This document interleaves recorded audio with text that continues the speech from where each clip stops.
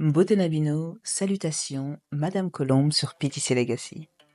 Dans cette nouvelle émission, je partage un ode à l'amour sous le signe de la gratitude et de la reconnaissance. Dans cette émission, je vais partager avec vous le parcours de 10 femmes qui ont impacté ma vie. 3 qui sont dans ma sphère privée et 7 qui sont de la sphère publique. Avant d'entrer dans le vif du sujet, laissons place à l'introduction. Vous êtes sur PTC Legacy, la plateforme média afro-exaltée qui visibilise, célèbre et promeut la pluralité des carrières noires. Comme le dit un célèbre proverbe du continent, la science est le tronc d'un baobab qu'une seule personne ne peut embrasser. Ensemble, embrassons ce baobab en explorant des sujets et réflexions profondes sur les piliers d'héritage, de leadership et d'empouvoirment. Chaque émission est une invitation à découvrir, à grandir et à impacter le monde, une personne à la fois. Nous avons toutes et tous en nous le pouvoir de changer et plus encore. PTC Legacy, là où l'héritage rencontre l'avenir et où l'espoir devient action.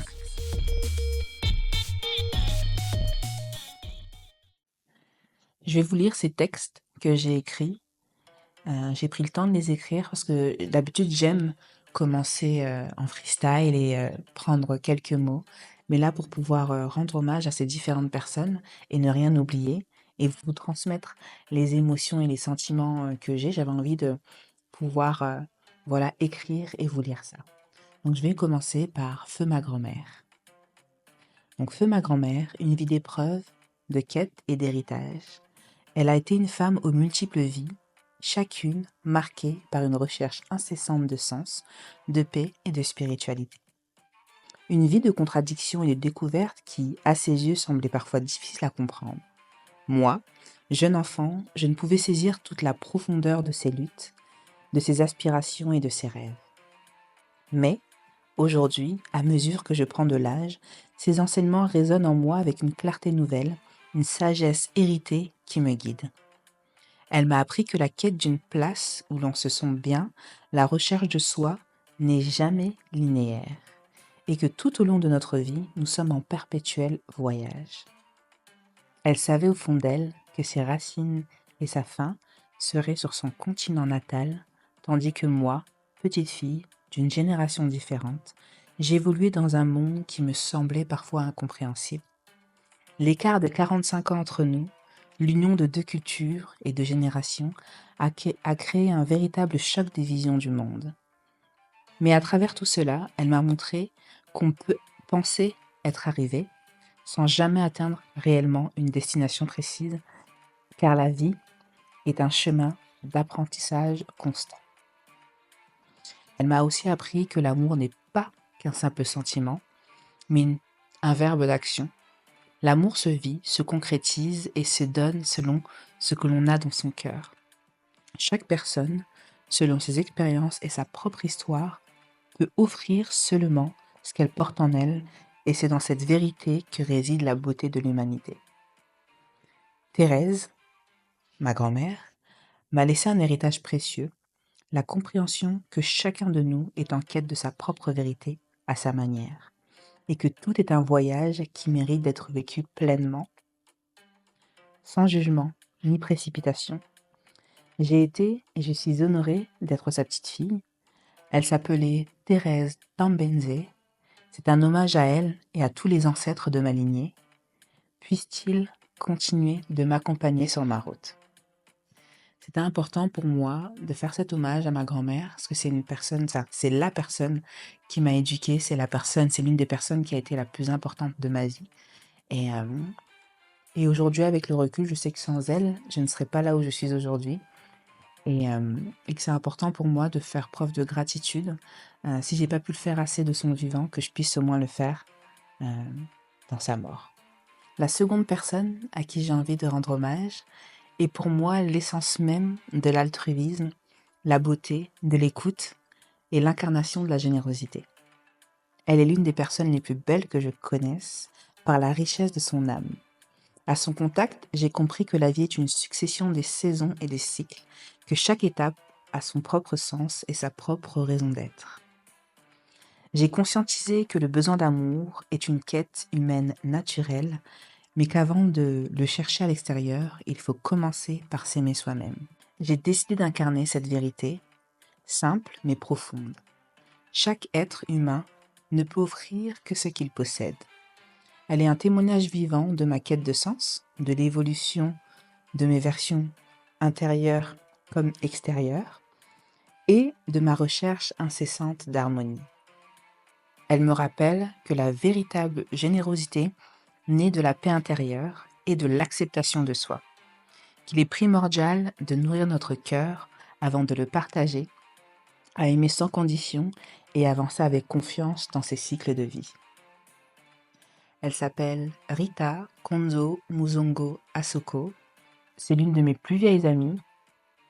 Euh, on a évolué ensemble, conjointement, séparément, et une relation faite de haut et de bas, mais une relation pour moi qui est pleine d'apprentissage. Et aujourd'hui, c'est à ça que je rends hommage. C'est à ces apprentissages que j'ai pu faire. C'est à ces connaissances, ces compétences, ces rires, ces fous rires que nous avons pu partager et que j'espère nous partagerons encore. La troisième personne, toujours dans ma sphère privée, est pour moi l'essence même de la force douce, de l'authenticité puissante, l'équilibre à travers la vulnérabilité. Elle incarne une beauté rare, celle qui réside dans la vulnérabilité, la douceur et une force intérieure indomptable. Malgré ce que l'on peut croire, malgré cette douceur latente, en elle, un véritable bouillon, un véritable volcan existe. Ce qui me touche chez elle, c'est son esprit insoumis, son audace et sa capacité à avancer sans jamais renier qui elle est. Elle a cette incroyable faculté de nous rappeler que la vraie puissance ne réside pas dans la façade que l'on se construit pour plaire ou répondre aux attentes extérieures, mais dans l'acceptation de notre être profond. Elle m'a appris que la vulnérabilité, loin d'être une faiblesse, est une force inestimable. Elle démontre qu'être authentiquement soi-même, malgré les défis et les jugements, est un acte de courage. La véritable résilience n'est pas dans la résistance passive pour maintenir des apparences, mais dans l'effort constant d'aligner nos valeurs, nos émotions, nos parts de lumière et d'ombre, nos ambitions et nos actions. C'est ce subtil équilibre, tel celui d'un funambule, qui permet de vivre avec intégrité, en harmonie avec nos choix de vie et nos responsabilités. À son contact, j'ai compris que la vraie force réside dans l'harmonie entre l'être et l'agir, dans l'acceptation de nos contradictions et dans l'équilibre fragile mais puissant que l'on cherche à maintenir au quotidien. C'est en restant fidèle à nous-mêmes, malgré les tempêtes, que l'on trouve une force inébranlable. Elle s'appelle Sabrina Makinou Dina et aujourd'hui je souhaite lui rendre hommage. C'est l'une des personnes avec qui j'ai les conversations les plus profondes, les conversations les plus introspectives et également avec qui on peut refaire le monde, parler de soi, de ses émotions, de ce que l'on ressent en toute authenticité, sans avoir peur d'être jugé. Et, euh, et aujourd'hui, c'est l'une des personnes qui m'a permis de me poser des questions que je ne m'étais jamais posées et qui me permet encore aujourd'hui, dans les moments de doute, dans les moments de voilà où le bateau tangue, de pouvoir juste être et vivre. Que le bateau tangue ou non, c'est un moment à apprécier. Merci. Et je n'oublie pas les autres, euh, mes autres lumières, les autres pépites de ma vie. Celles qui m'ont également appris, je parle au féminin, parce que les trois quarts sont des femmes, pour pas dire 100%. D'autres m'ont appris à conscientiser que sans plan clair, c'est la vie qui te guide à si je savais. Et j'ai pas envie d'aller vers cette destination. En regardant mon parcours, je me dis avec fierté que je suis contente là où je suis J'ai des aspirations encore plus grandes aujourd'hui et je veux continuer ce chemin, mais c'est important de pouvoir faire une pause et de pouvoir se dire que je ne me suis pas fait toute seule. Et j'ai envie aussi de remercier ces personnes qui m'ont permis de planifier, ces personnes qui m'ont accompagnée et qui continueront de m'accompagner demain, ces personnes qui ont quitté la route en chemin et d'autres qui rejoindront le chemin. Passons maintenant au personnage public. Pourquoi il était important pour moi de faire également un hommage à ces personnages, à ces personnes publiques? C'est parce que on ne se fait jamais seul.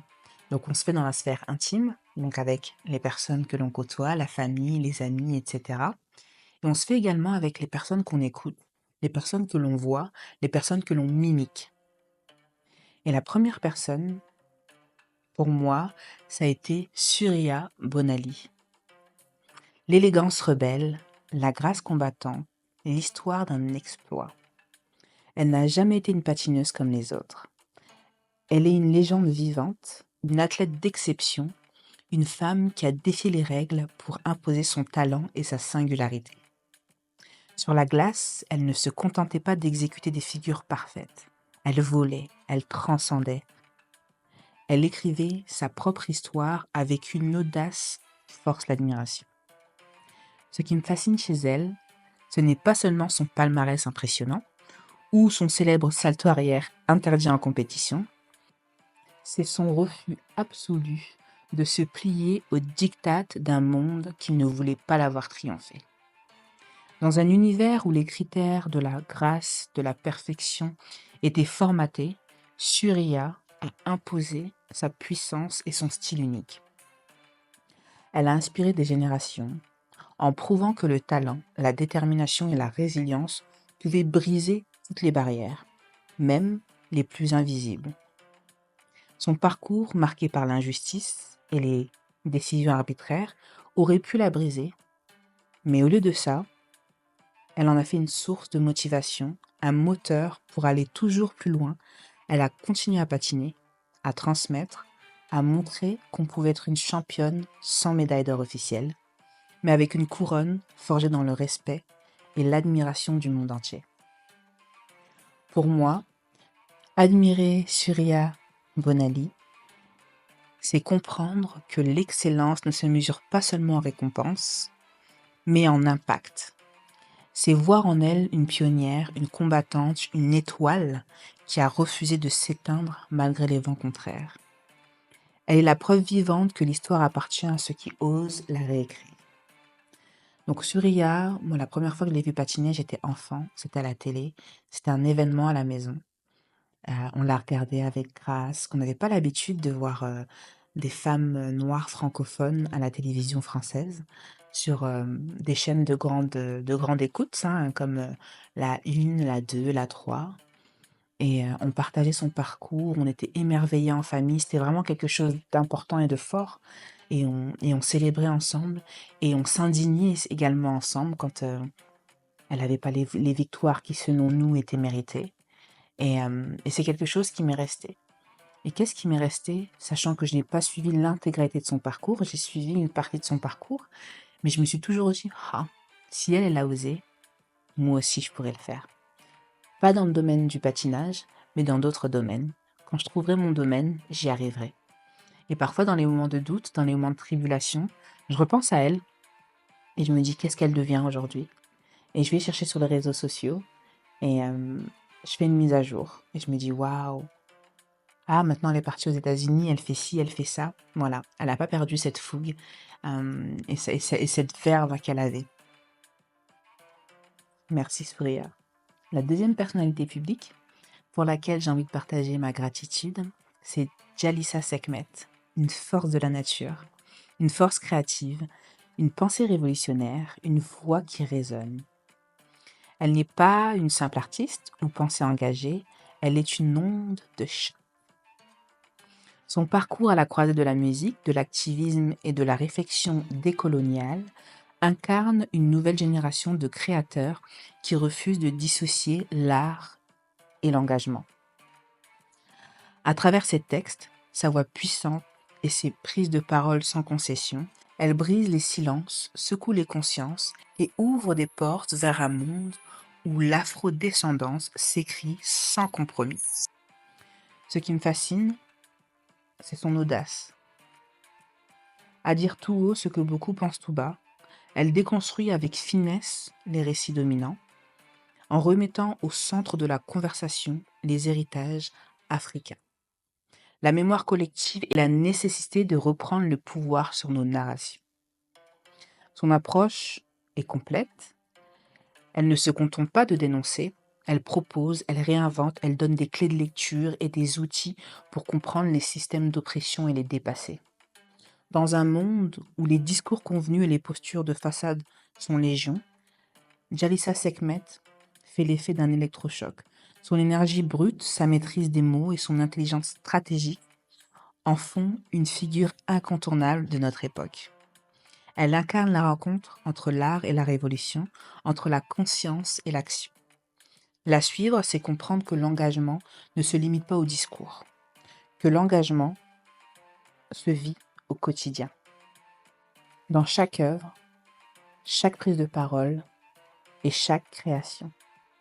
Jalissa Sekhmet, c'est une boussole pour ceux et celles qui refusent d'être invisibilisés et qui veulent réécrire l'histoire avec fierté, audace et vérité. Une femme, une mère, enseignante et autrice qui m'a guidée dans ma quête identitaire. Chercher à comprendre l'histoire pour sortir de mon impuissance apprise, j'ai compris le pouvoir et la puissance du narratif.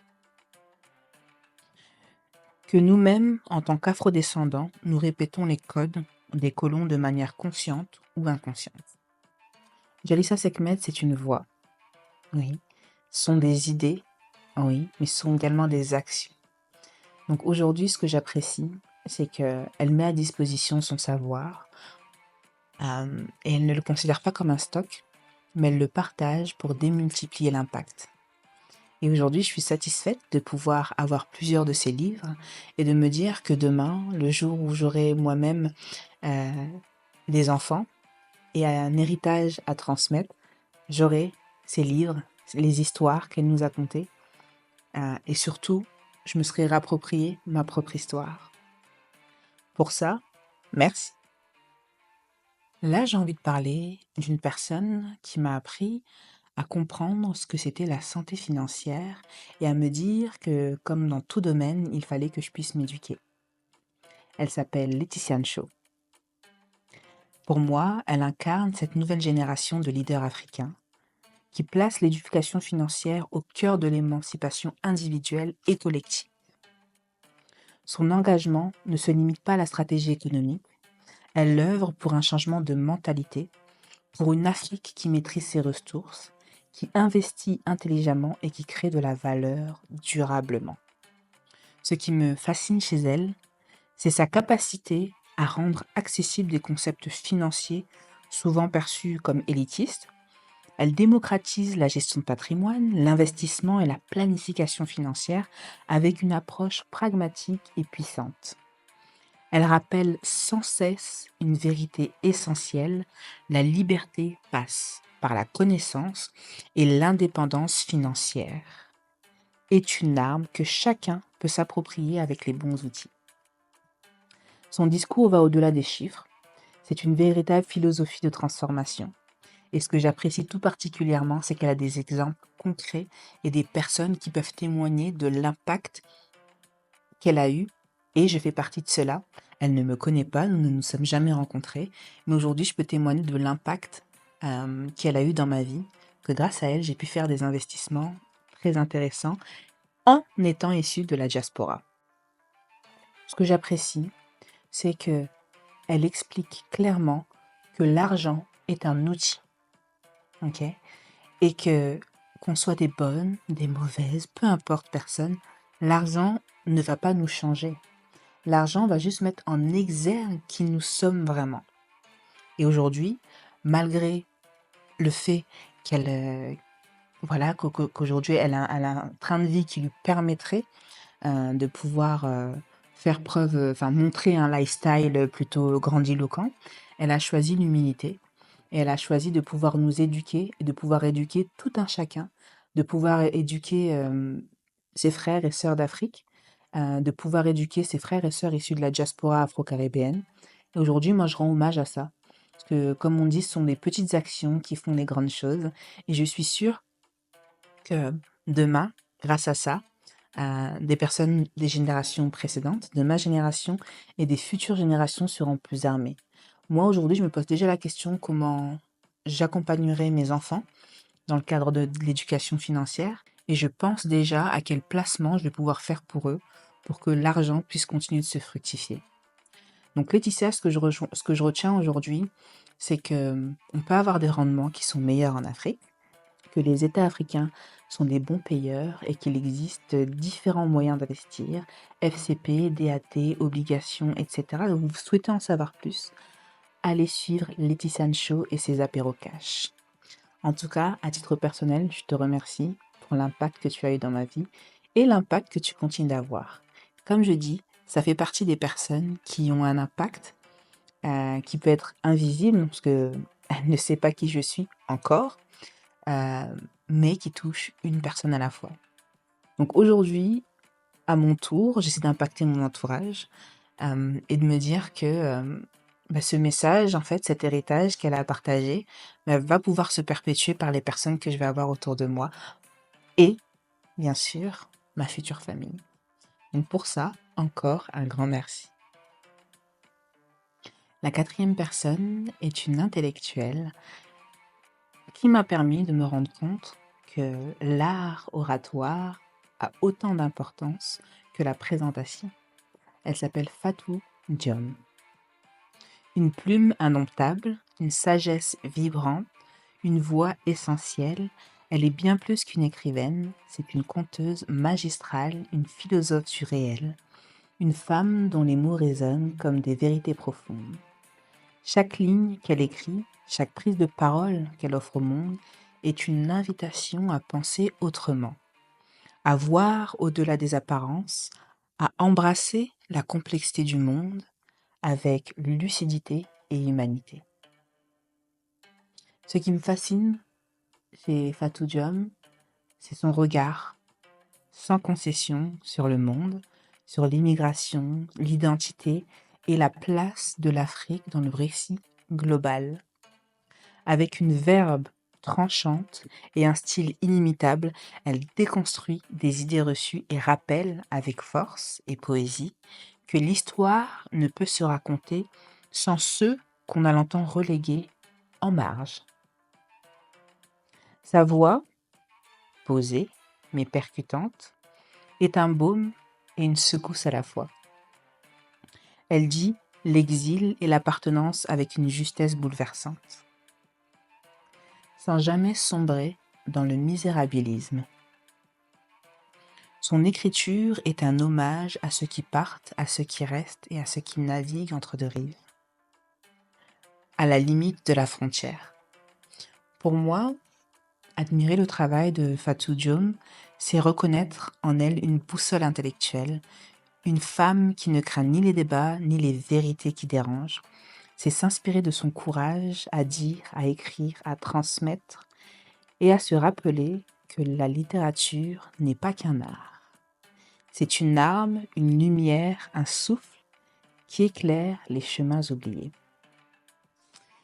Fatou Diom, j'aime sa manière d'écrire, j'aime sa manière de parler, j'aime sa manière de se tenir. Elle incarne pour moi ces intellectuels qui savent se mettre à la place d'eux et qui savent partager leur amour de la littérature et leur amour du réel. Ce que j'aime dans ces livres, c'est pouvoir être transporté dans des mondes qui me semblent parfois lointains et qui me rappellent en fait que chaque personne a sa propre vérité. Ce que j'aime également, c'est pouvoir voir des passages d'elle où elle passe dans différentes émissions télé, où elle explique avec une telle simplicité euh, des choses complexes. J'ai un vrai plaisir à l'écouter, j'ai un vrai plaisir à la regarder et je suis admirative. Et ça me touche de pouvoir voir ces femmes, euh, et cette femme particulièrement, en guise d'exemple. Donc ce que je souhaiterais pouvoir prendre d'elle, c'est son art oratoire, c'est sa verve, c'est, cette manière qu'elle a d'être indomptable, insoumise. Heu, Elle croit en ses idées profondément, elle va jusqu'au bout, elle n'en démord pas et ce que j'aime également particulièrement, c'est sa manière à elle de transmettre son amour pour la littérature, mais également pour l'Afrique, où elle nous montre que je me prends toujours moi en exemple, que l'Afrique qu'on nous a narrée, qu'on nous a racontée, c'est pas l'Afrique qu'elle a connue et ça donne une autre perspective. Merci Fatou Diom. J'espère que tu continueras longtemps à nous conter tes histoires et à nous partager cet amour que tu as pour la littérature, pour le débat et surtout pour notre réalité. La personne suivante est pour moi la représentation du leadership. Elle s'appelle Naboufal, l'art de l'influence et une femme qui élève. C'est l'incarnation même du leadership féminin africain dans toute sa force, son intelligence et son audace. Entrepreneur, communicante, coach et autrice, elle est une figure incontournable de l'empouvoirment des femmes et de la transformation du paysage entrepreneurial africain. Ce qui me fascine chez elle, c'est son énergie contagieuse et sa capacité à allier réflexion stratégique et engagement concret. Elle ne se contente pas de prôner l'ambition, elle l'incarne, elle l'enseigne et elle la rend accessible. Son travail dans la communication, le coaching et le mentoring est une source d'inspiration pour ceux et celles qui souhaitent bâtir leur propre succès. Les gens comme vous, comme moi, sans renier, bien sûr, avec notre authenticité. À travers ses paroles percutantes, ses formations et son engagement pour le leadership, elle ouvre la voie pour une nouvelle génération de femmes africaines, mais également d'hommes prêts à occuper la place qui leur revient. Donc aujourd'hui, il n'y a pas de place qui nous revient de droit. C'est la place qu'on va aller chercher. Et pour ça, ça commence déjà par soi.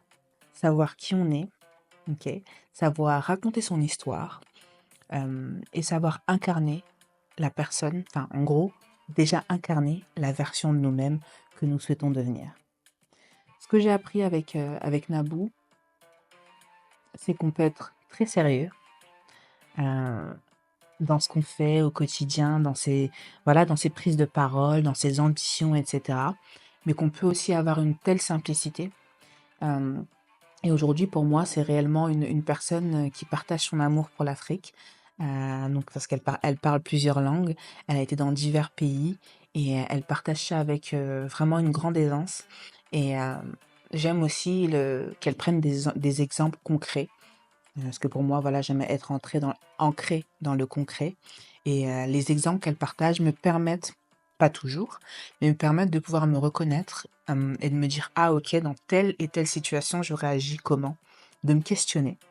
Euh, et le fait de pouvoir se poser des questions, pour moi, c'est déjà une grande chose. C'est comme j'aime à le répéter, la qualité des questions qu'on se pose dépend de la qualité de sa vie. Euh, et grâce à ça, grâce à elle, grâce à Naboo, j'ai pu me poser énormément de questions et je continue ce processus.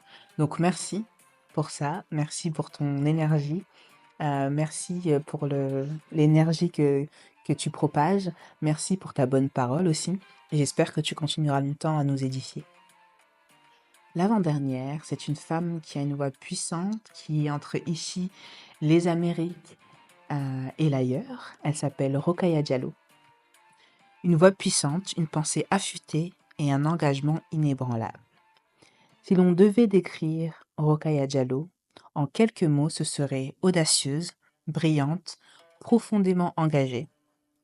Journaliste, réalisatrice, écrivaine, militante, elle incarne une femme incontournable du paysage intellectuel et médiatique français. Son travail toujours précis et incisif met en lumière les questions de racisme, de féminisme et de justice sociale avec une clarté et une pertinence rares. Rokhaya n'a jamais eu peur d'affronter les débats, même lorsque le contexte lui était hostile, donc de manière assez fréquente pour tous les débats où quasiment tous les débats que j'ai pu voir d'elle étaient assez houleux. Donc elle restait sous ses positions, mais on se rendait bien compte que les idées qu'elle partageait dérangeaient les autres, parce qu'en fait, ils n'étaient pas prêts à sortir de leur spectre, à sortir de leur point de vue et à essayer de comprendre le point de vue de la personne en face. Et vous savez, quand la victime, euh, enfin quand la personne à qui vous expliquez quelque chose se sent agressée et devient la victime, alors que de base, c'est vous qui expliquez en quoi vous êtes une victime. Donc c'est un peu ça que que j'ai ressenti et perçu à plusieurs reprises. Rokaya, elle a cette force incroyable de poser les bonnes questions, celles qui dérangent, mais qui sont essentielles pour avancer dans notre société.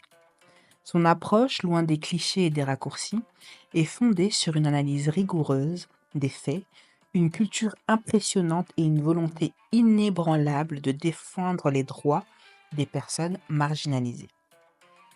Elle ne se contente pas de dénoncer, elle construit.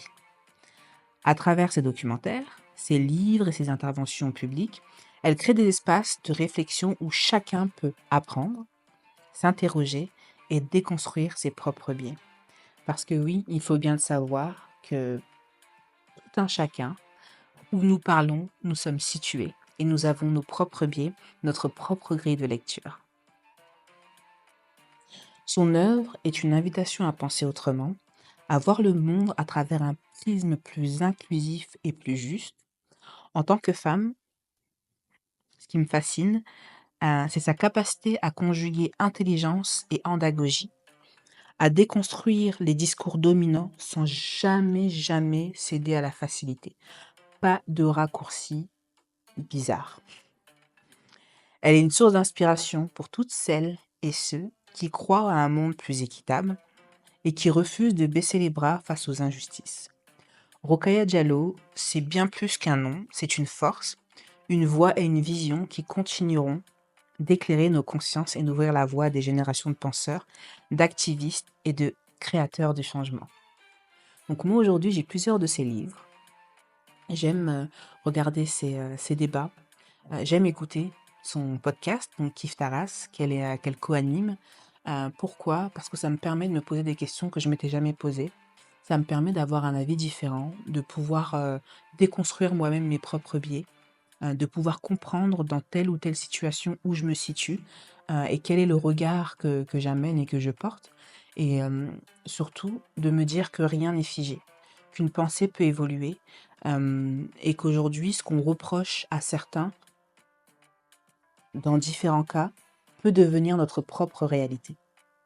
Donc avec Rokhaya Diallo, ce que je mets en perspective, enfin ce que j'aime, c'est ma mise en perspective et ma conscientisation.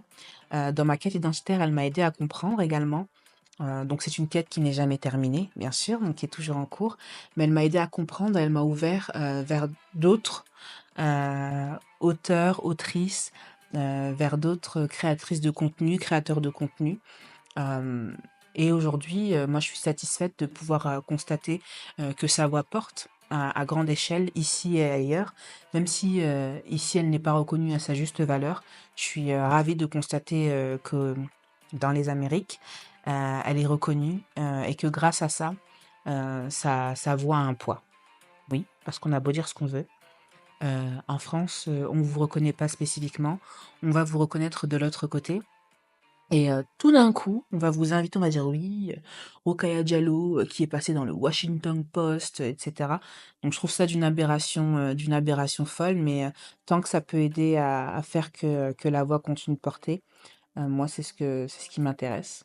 Donc si vous êtes intéressé, par les questions, de racisme, de féminisme, de justice sociale, je vous invite à suivre Rokhaya Diallo et moi, je remercie pour ces épisodes de qualité, et pour ces interventions de qualité.